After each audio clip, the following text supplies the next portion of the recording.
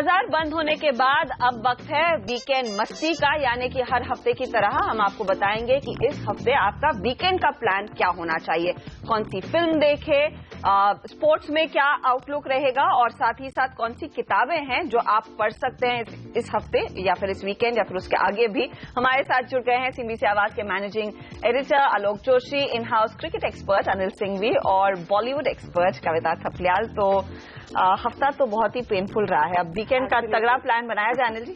बिल्कुल, और जरूरत है एकदम जरूरत है। और अगले हफ्ते की तैयारी करनी है और मिड वीक में यूएस इलेक्शंस हैं और मिड वीक से शुरुआत होगी क्रिकेट सीरीज की। इंग्लैंड की क्रिकेट सीरीज न्यूजीलैंड के बाद उन्हें भी हमें धोना है। पेन और बढ़ सकता है, आप यूएस इलेक्शंस का नाम लेके बता रहे हैं। तो ब्रेक्सिट का पेन अब इस क्रिकेट टीम को सहना पड़ेगा। हाँ, और अच्छा सहन करके आई है।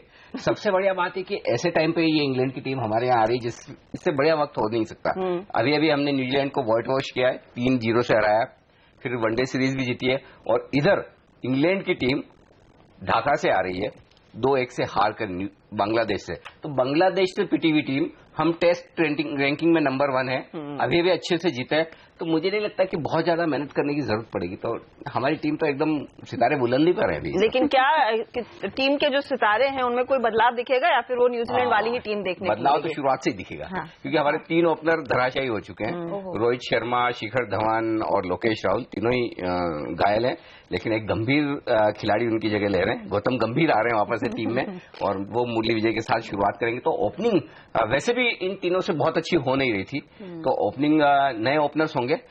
कुछ नए चेहरे दिख रहे हैं हर्षदा, बड़े इंटरेस्टिंग है। हार्दिक पांड्या को टेस्ट टीम में जगह मिली है, जयंत यादव आए हैं, करुण नायर आए, तो कुछ नए टैलेंट भी सामने देखने को मिले। मौका मिलेगा इन्हें खेलने का, वो देखने वाली बात होगी। लेकिन अल्टीमेटली स्पिनर्स। लेकिन आक्रामक तेवर हमारे दिखाई देंगे जो पहले अभी हमें देखे थे। विराट कोहली और ग्राउंड पर आक्रामक तेवर न दिखे ऐसा तो हो नहीं सकता। ये तो बड़ा फर्क है कैप्टन पूल में और विराट कोहली में, राइट। तो वो तो दिखेगा ही। और वैसे भी इंग्लैंड तो बैकफुट पर है। अच्छा, 2012 में इंग्लैंड की टीम जीत गई थी, यहाँ आकर हमें हराया था, लेकिन तब ग्रेम्स फैन थे, तब मोंटी पनेसर थे। अभी कोई स्पिनर उनके पास दमदार है नहीं दिख रहा है। और जो स्पिनर हैं वो बांग्लादेश में चले नहीं, जबकि बांग्लादेश के स्पिनर चल रहे थे। तो मुझे लगता है कि इनकी औकात नहीं है। यहाँ से तो डबल प्रैक्टिस करके आएंगे अनिल जी, क्योंकि बांग्लादेश के बाद हारने के बाद इंडियन पिच पर कुछ तो कोशिश करनी होगी ना। मैंने बहुत नेट प्रैक्टिस की है। नेट प्रैक्टिस हम कितनी बार आउट होते हैं हम बता नहीं सकते। तो अल्टीमेटली आप देखिए, जडेजा, अश्विन, अमित मिश्रा और अब तो जयंत यादव भी, इनके सामने बस की बात नहीं कि इंग्लैंड टीम टिक पाए। और यकीन है आपको? हाँ बिल्कुल, कोई बिल्कुल। और राजकोट में पहला मैच वैसे भी गुजरात में है। और बुधवार के दिन है, तो जिस दिन ऐसे पूरा पसीने से पत होंगे सारे ट्रेडर, शायद उधर भी देखेंगे कि राजकोट में मैच की स्थिति क्या हो रही है। ऑफकोर्स राजकोट, वाइजैक, मोहाली, मुंबई में भी मैच है, लेकिन वो दिसंबर में, तो उसकी तैयारी में हम जरूर रहेंगे।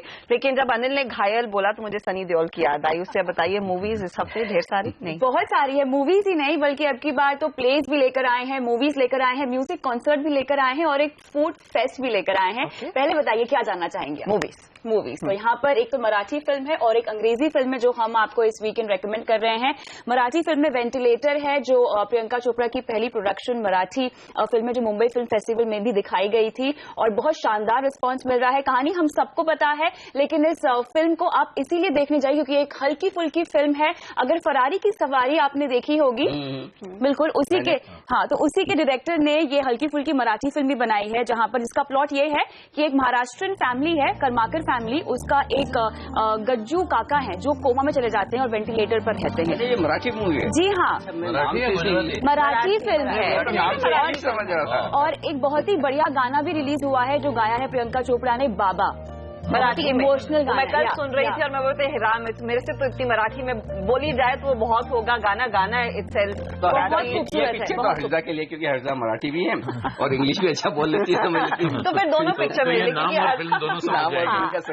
और अगली फिल्म भी एग्जैक्टली वो भी हर्षदा के ही मतलब की है और आई एम श्योर वो देखने जाएंगी बिल्कुल। यहाँ पर मार्वल कॉमिक्स ने एक और कमाल करते हुए बहुत बेहतरीन फिल्म पेश की है, न सिर्फ कहानी के लिहाज से बल्कि काफी गुड लुकिंग कैरेक्टर भी है। बेनेडिक्ट कम्बरबैच जो लॉर्ड वोल्डेमॉर्ट बने थे हैरी पॉटर फिल्म में, ऑफ कोर्स जाने जाते हैं शर्लॉक वो टीवी सीरीज के लिए, तो एकदम वो heart throb and Marvel effect में तो और भी मजा आएगा। और आगे चल के वो एवेंजर्स में भी उस लिस्ट में भी शामिल हो जाएंगे, तो आप आगे चल के और बेहतरीन काम भी उनसे एक्सपेक्ट कर सकते हैं। लेकिन ये फिल्म गुजारिश है 3D में ही देखिएगा, तभी आपको मजा आएगा। लेकिन आगे बढ़ते हैं, पृथ्वी फिल्म फेस्टिवल शुरू हो चुका है हर्षदा, और आपको अगर दिलचस्पी हो तो आप जरूर जाइएगा। बिल्कुल है, प्लेज में, प्लेज फिल्म फेस्टिवल है। अच्छा, हाँ बिल्कुल।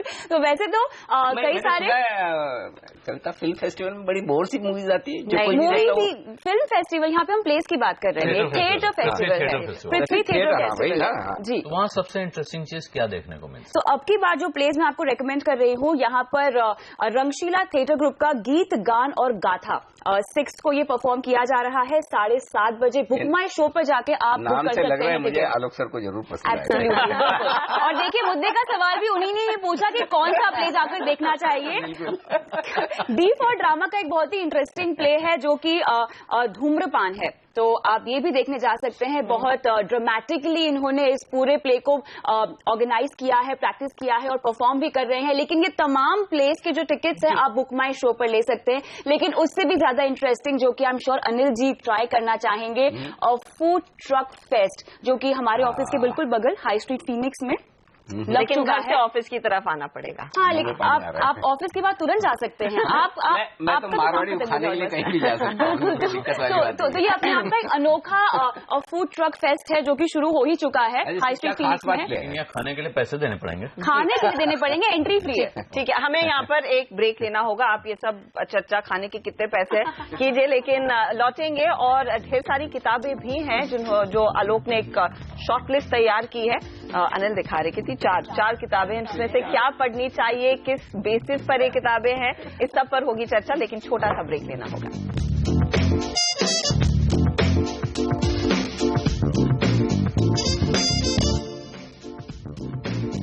आप देख रहे हैं वीकेंड मस्ती। तो इस वीकेंड काफी चीजें हैं करने को। हमने किताबों की बात नहीं की है, तो आलोक जोशी बताएंगे। आलोक जी, 4 किताबें, अब कितनी पढ़नी पड़ेगी इसमें से? 4 नहीं है हर्षदा, ये 4 तो सैंपल है। अच्छा, हाँ, ये केवल नमूने के लिए ला पाया हूँ। ओके। जिस लेखक की किताबें हैं हम उस पर बात कर रहे हैं। ये अमृतलाल नागर हैं, नागर जी कहते हैं हम उन्हें, लखनऊ की मशहूर साहित्यिक त्रयी, ट्रिपलेट जिसको इंग्लिश में बोलते हैं आप, उसका हिस्सा है। वहाँ भगवती चरण वर्मा और यशपाल के अलावा अमृतलाल नागर। नागर जी की चर्चा इसलिए कर रहा हूँ आज कि नागर जी एक ऐसे लेखक हैं जिन्होंने 50 साल पहले, 60 साल पहले ऐसी चीजें लिखी हैं जिन्हें आप आज भी पढ़ते हैं तो आपको लगता है कि कंटेम्प्रेरी नहीं है, आज के समय से भी आगे की चीजें हैं। अच्छा। और अलग अलग तरह की ऑडियंस को एड्रेस करते हैं। हम अगर अपनी क्राफ्ट सीखना चाहें तो उसके लिए नागर जी से बहुत इनपुट मिलते हैं। अच्छा। तो ये 4 किताबें तो सिर्फ सैंपल है, बहुत सी किताबें हैं जिनका मैं नाम ले सकता था, लेकिन इनमें क्या ये इनका बेस्ट वर्क में से कुछ? ये बेस्ट मुझे जो मेरे हाथ में थी इस समय वो लाया हूँ। इसमें से 1-2 किताबें ऐसी हैं जो मैं अभी आपको जिन पे ज्यादा चर्चा करूंगा, लेकिन पर कोई खास वजह कि आपने इस लेखक को चुना है इस हफ्ते? हाँ, इस लेखक को चुनने का एक वजह मैंने बताई। दूसरी ये है कि नागर जी की जन्म शती का साल है, ये 100 साल उनको। 1916 में वो पैदा हुए थे, तो ये साल उनकी जन्म शताब्दी का साल है। और नागर जी की खासियत ये कि वो अपने समय से आगे के लेखक थे, समाज में बहुत अच्छी तरह से रचे बसे थे। उनकी 2 किताबें हैं, एक मानस का हंस और एक खंजन नयन।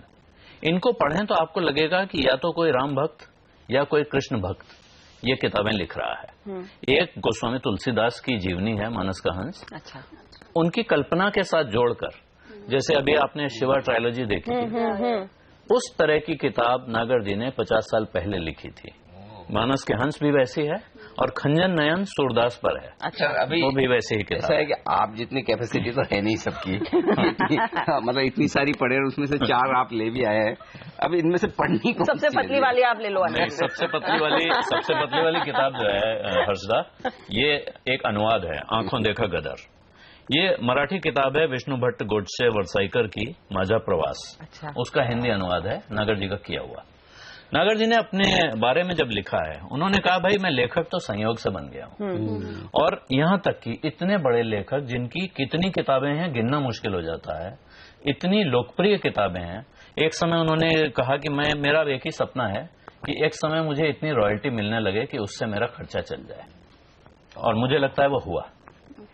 इसके बावजूद वो कहते हैं मैं तो भाई जनता जो यहाँ बोलती है उस बोली का लेखक हूँ, न हिंदी जानता हूँ न उर्दू, मैं पढ़ते पढ़ते थोड़ी बहुत भाषा जरूर सीख गया हूँ। किताबें जो मैं, उन्होंने दूसरी बात जो कही है जो हमारे लिए बहुत रिलेवेंट है, उनका कहना है लेखक को अपने आसपास के माहौल को समझना, विभिन्न वातावरणों को देखना, घूमना, भटकना, बहुश्रुत मतलब बहुत सी चीजें सुनने वाला, और बहुपठित यानी बहुत कुछ पढ़ने वाला होना चाहिए। ये बहुत काम आता है। और उन्होंने कहा मैं अपने अनुभव से कह सकता हूं कि मैदान में लड़ने वाले सिपाही को जिस तरह रोज कवायद की जरूरत होती है, उसी तरह लेखक के लिए भी ये अभ्यास बहुत आवश्यक है। केवल साहित्यिक वातावरण में रहने वाला कथा लेखक मेरे विचार से घाटे में रहता है। अच्छा, ये हमारे जीवन पे उतरता है। हम पत्रकार लोग हैं, हम अगर सिर्फ अपने रोजमर्रा के काम में लगे रहेंगे तो हम घाटे में रहेंगे। हमें भी अपनी सारी आंख कान खोल के अपने चारों तरफ जो कुछ मिले मैं आपके साथ हूँ। इन्होंने फिल्में भी लिखी हैं क्या? नागर जी ने फिल्में लिखी हैं, रेडियो में काम किया है, लेकिन एक समय उन्होंने ये तय किया कि मैं अब सिर्फ लेखक रहूंगा। तब उन्होंने फिल्में लिखना और ये रेडियो का काम दोनों जानबूझकर बंद कर दिया था।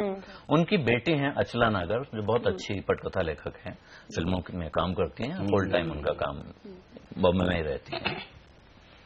उनकी जो 2 किताबें मैं स्पेशली यहाँ आपको लेके आया हूँ, इनमें से एक कविता ने पढ़ी है शायद, 7 घूंघट वाला मुखड़ा। 7 घूंघट वाला मुखड़ा, और दूसरी किताब है नाच्यो बहुत गोपाल।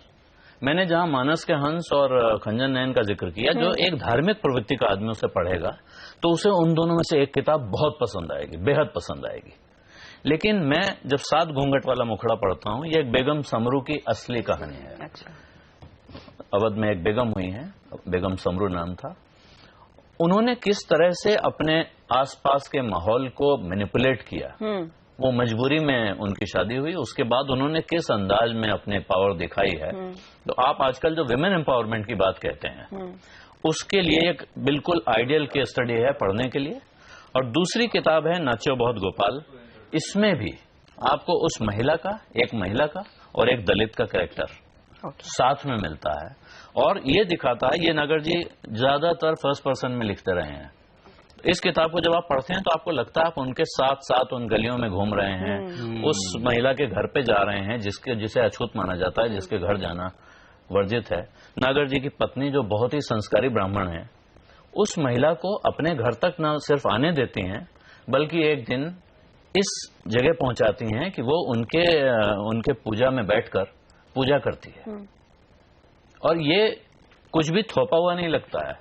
ये पूरी कहानी उसको एलिवेट करने की कहानी है, लेकिन ऐसा नहीं लगता है कि लेखक एलिवेट कर रहा है।